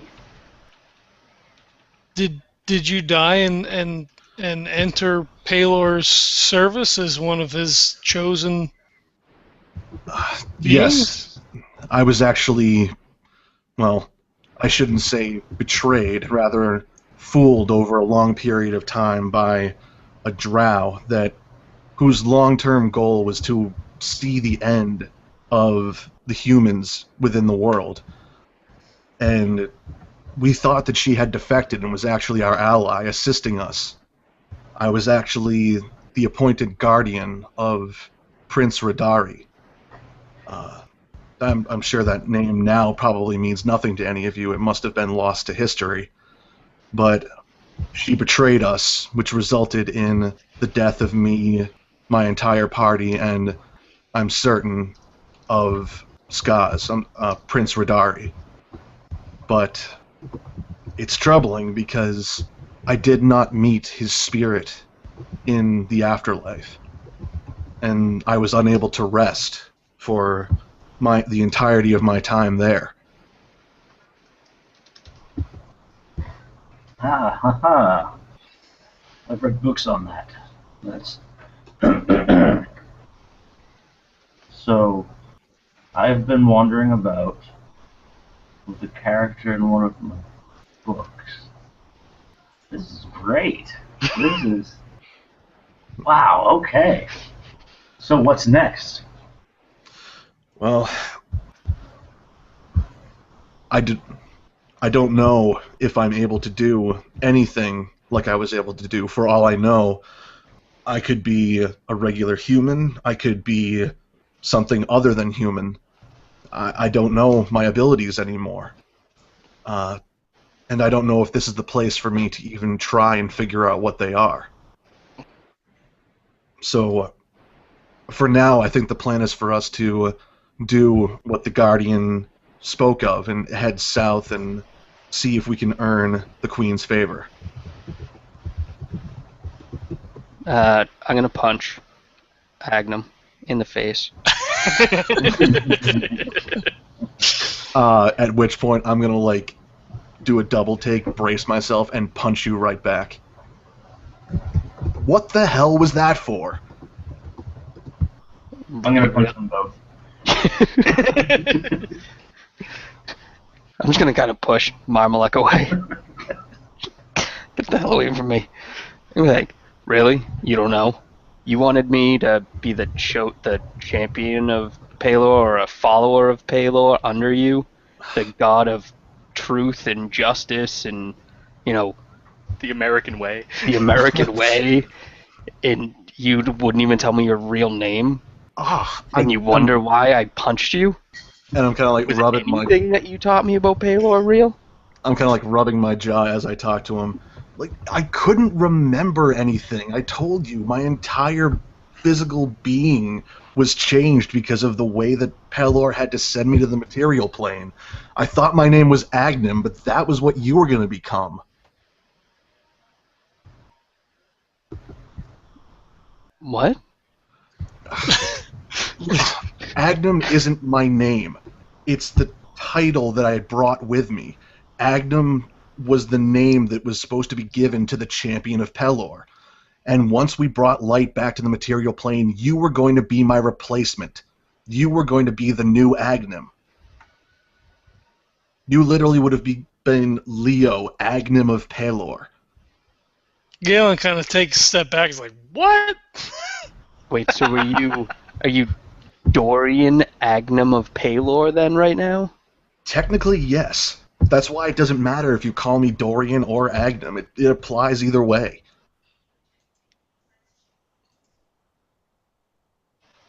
You know what, I'm not going to hit you again, but I'm going to need a minute. Alright, take as long as you need, but if you hit me again, I'm going to hit you right back. Trust me, the old me isn't nearly as soft as the Agnem you knew. Yeah, well, we'll see about that. Ugh. I'm like, So, rotate my jaw a little bit, make sure it's not like, it's okay. Are we still heading south or what? Well, that's the plan, unless you got a better one. No, I'm good. Alright, so let's go south. And don't hit me again. Don't lie to me again. Nothing I ever told you was a lie. It's just only the stuff I could remember at the time. Well, remember better next time. And I'm just going to, walk to the south. And I'm going to turn to Galen. Like, he was kind of a douche when he started out. I thought he was getting better, but I guess he's regressing now. Jeez. Yeah, I heard that. Agnem or whatever, things are a little more complicated than when we first woke up. I wouldn't punch you myself. I wouldn't have done it before, but I just this is a very strange situation. How do you think I feel? Like I said, I don't even know what assistance I can offer you guys anymore. I will have to talk to the Guardian and see what they have in store for us, I guess. Alright, hang on, let me try something real quick. And I'm gonna touch my hand to my face and see if I can heal the pain. Yes. Okay. Alright, so, well, they got something going for me at least. Alright, so actually, visual for Galen. So you see me, put my hand to my face, and then you see my hand glow, and the light, slowly transfers from the fingertips into, my jaw. And, there's really no difference in what you see with me. It was just a quick punch, so it didn't have, a chance to bruise or anything. But to me, there's no more pain anymore. Okay. I'll say it seems as if your glowing healing ability is still in your person, in your soul. It seems that your ability to help has transcended whatever has befallen us before this. And I seem to have a little bit better control over it too. Before, when I couldn't remember who I was, it just spilled out in all directions. Well, even it spilling into crazy directions always benefited us in the long run. So don't think of it as a hindrance. Well, the problem back then is that while it was spilling out like that, it would have healed anything that it touched, including whoever we might have been fighting at the time. I think that's why I was actually so reticent to use it in the middle of battle. But now that I can do it in at least a focused capacity, we shouldn't have to worry so much. Ah, well, that's good to know. All right, let's get going before he gets too far ahead and something happens to him. Agreed. And I'll kind of jog a little bit, try to catch up. Same. And I'll what follow about as Marmalek? well. Yeah. Yeah, and while I'm going with them, I'm gonna be like, so basically, what you're telling me is, we have two children of light, more or less, in the shadow realm. This is great. This is a classic. Nice. All right, so you guys begin to travel south to the temple then. And we'll go ahead and end it there then. All right. Wow. Mm-hmm. So, what do you guys think? Very fun game. I had to dig up Marmalek real quick from my mind's burial ground. Are we all zombies? No, you're not zombies. Zombies are mindless. We're the precursor. We're the other half of the zombie. We're this soul without a body, whereas the zombie is a body without a soul. It was funny. There was actually someone who posed the question a little bit ago of what would happen if there was a dead person and you resurrected their soul as a ghoul, but then their body as a zombie. Oh, jeez. It's like interesting question. If they had sex, would that be incest or masturbation? Unfortunately, ghouls are incorporeal, so they couldn't. So I don't know if this was the best or worst birthday present ever.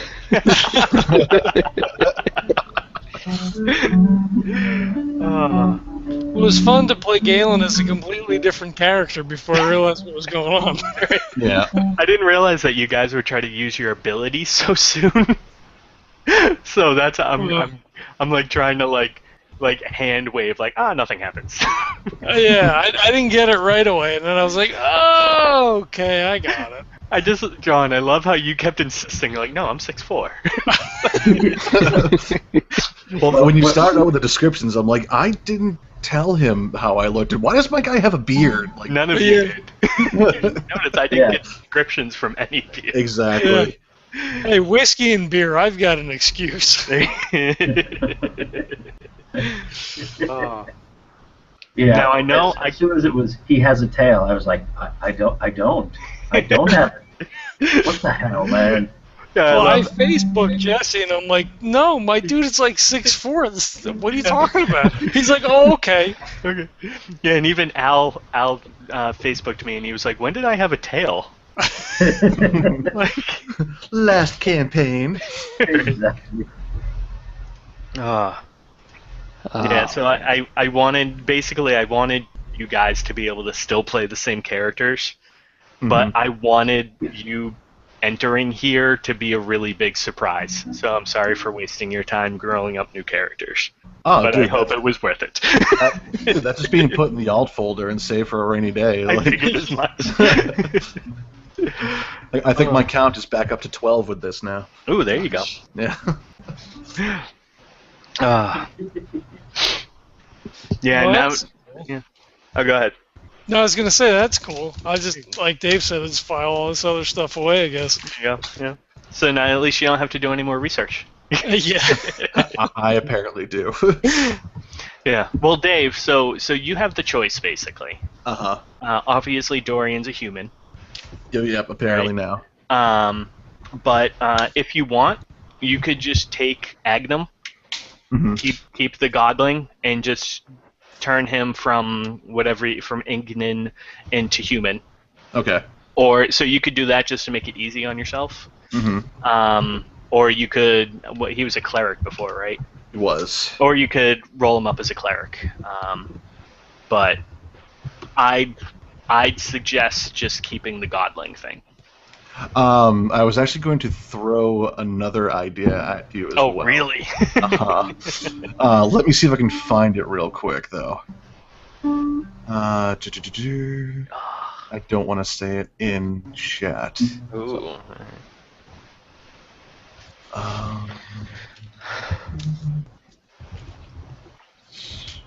Yeah, I was kind of looking forward to playing a whole new character. Well, if you want, I can kill Galen then. No. Are you sure? Are you sure? Yeah. Isn't he technically dead already? Touche. What happens if you kill somebody in the Shadowlands? Zombie. That might be something you guys find out. Who I knows? think this is the one. Like I get like stabbed in the chest, I fall down on the ground, and I like get up and I'm like, yeah, I'm already dead, and just pull the dagger out of my chest. What do you think? Or that was? or your spirit dies and is forever destroyed, never able to be resurrected ever again. Ooh, That doesn't touche. sound good at all. Oh, I just saw your post, John. Uh, John actually has a Facebook message right now that says new character equals lots of fun. Aw, sad face. no, that's alright. Galen's fun too. I enjoy playing Galen, but Yeah.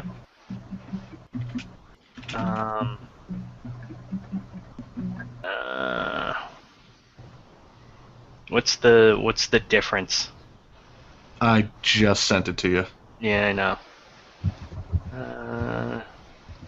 Yeah, if you want, that's fine.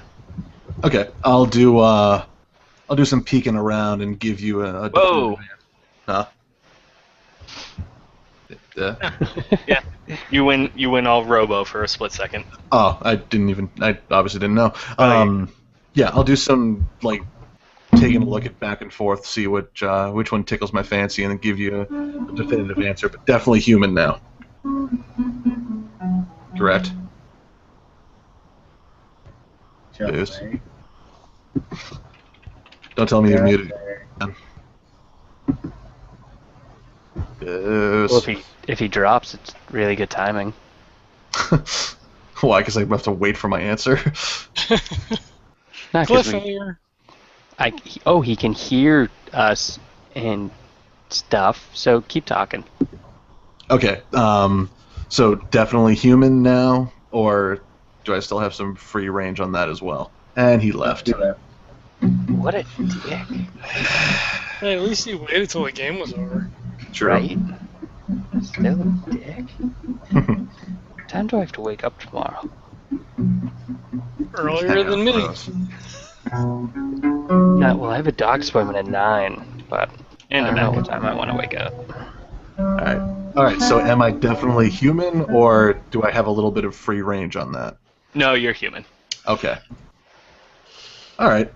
Have to work up a new character sheet. You are And- you are Dorian in body. Okay.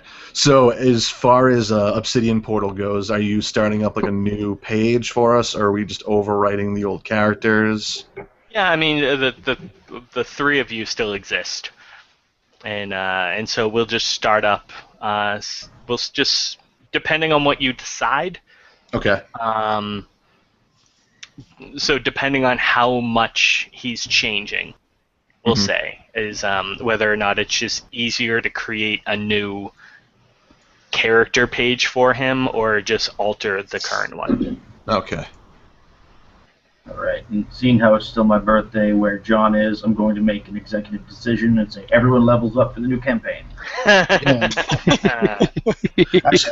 that is a good question. What level are we? Same. So okay. six. So whatever we left off Wrong. on. 6. Yeah. All right. I want you guys to be able to keep your same characters, but I also don't want to. I don't want to. What's the word? Reward you for failing.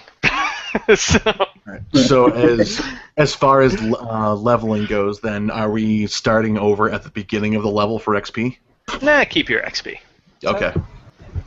We'll wash it. Cool. You gotta grab my clothes. Are you naked? You know when I told you that your character was naked, you didn't have to take all your clothes off, John. He's a method actor. Right? You got to RP like it's real life. Let's just be glad then that we don't have the cameras turned on. Yeah, no camera on this computer.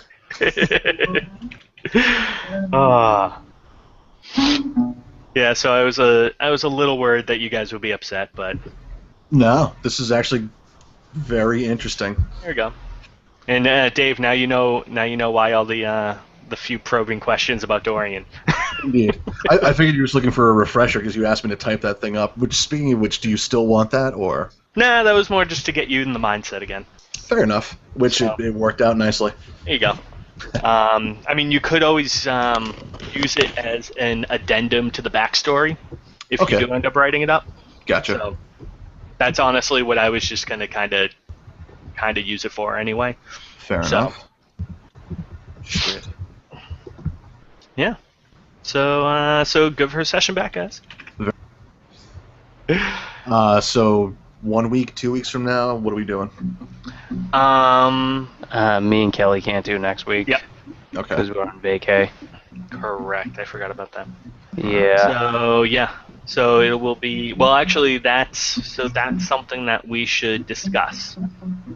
Is because if we do the 24th, then that puts us on, at least the table players, on the same week with the table game. So that'll put us on the same week schedule. So we can either wait. We can do the 24th. I'm fine with it if you guys are, or we can hold off till the 31st, so that we're alternating. Not a big deal for me either way. Were we talking about next game session? Yep. What was the consensus, sir? I wasn't by the computer. Not sure yet. So it's unfortunately something that only kind of affects me, Bessie, and Dave, is that we have our table session on the 25th, alternating weeks after that. Okay. So our next online game would be going by the current schedule, the 24th, but that would put the three of us at the same week, so we'd be playing Thursday online and then Friday on the table. Mhm. I'm fine with it if you guys are. So but I'm not sure what your feelings are on the subject. I am fine with either, and I am fine with both. Okay. Yeah. The same. It really doesn't make much difference to me. All right. Right on. Then we'll just keep with that schedule then. So our next session will be the 24th. Sweet. Okay, sounds good. Right on. All right. Well, good job, guys. Indeed. And Lots of fun. yeah, and you guys did a good job of settling back in. I think once you now, when did you guys realize? Because Al seemed to be asking me questions. So I suspected as soon as you mentioned about the creature that came out of the ground, but as soon as you described me as having the raven black hair, I'm like, I never told you what my character looked like. it's like, I'm a fox. I know. Yeah. I don't think foxes have beards. Yes. For me, it was pretty much when you said Al's character was like bluish gray with a tail. Oh, really? Yep. I was like, Yeah. I don't know what kind of character he made, but I don't think he'd make him look the exact same as his old character. And then when John's character was a little dude, I was like, Yep. wow, he really likes playing little guys then. Nice. Yeah. The creature, I was like, son of a bitch, because my whole thing was my character was gonna look, was gonna be wearing full banded armor, and he was gonna have these clawed gauntlets, and then you were like, yeah, no, none of that, completely naked, and you look different than what your character would look like if he wasn't wearing his stuff. Very nice. All right. Well, I was still confused as hell, but that's okay. hey, I'm glad it played into the characters well. You were confused in real life, so your characters came off confused. There you go. All right. Well, I'm gonna call it a night for myself. Sounds good. I need a little bit of sleep, and I need to put calamine lotion on my legs because they fucking itch like bitch. What the hell happened? Oh, shocker, it was you of the couple that got poison ivy. Amanda did as well, actually, though not nearly as bad as me. But no, when we were in Virginia, I got poison ivy on both legs. Wow. You need to like stop doing that. You get poison ivy like every year somehow. I do. Well, the problem with this is that they had so it happened. Laura's husband, his dad owns this giant property, 120 acres. Yeah. Holy shit. Yep, and like 95% of it is woodland, but they have carved out these two, probably acre-sized lots. So they had just recently mowed the field, and the problem is that there's poison ivy in the field, and so they just kind of mowed over it all, and so there was no telling where the poison ivy was. Oh, Oh, jeez. it sucks. Oh, dude, when I worked at the cemetery, one of the guys was trimming around one of the stones with a weed whacker, and he hit some. It was everywhere, all up his face, in his mouth. Oh, Oh, It man. The entire week, he just had like boils everywhere. that's disgusting. Not fun. Nope. I laughed. Nice. All right, so yeah, you guys have a good night. You too. Hopefully, I gave you a good birthday. Yeah. I honestly, it was one of 3 gifts I received, and it was probably my favorite. Aw, very nice. Even though you're an asshole for doing it, but that's okay. I fully accept that. All right, you guys I'll have talk a to good you guys soon. Indeed. All right, I guess. All right, we'll see. All right. I guess. All right. Bye.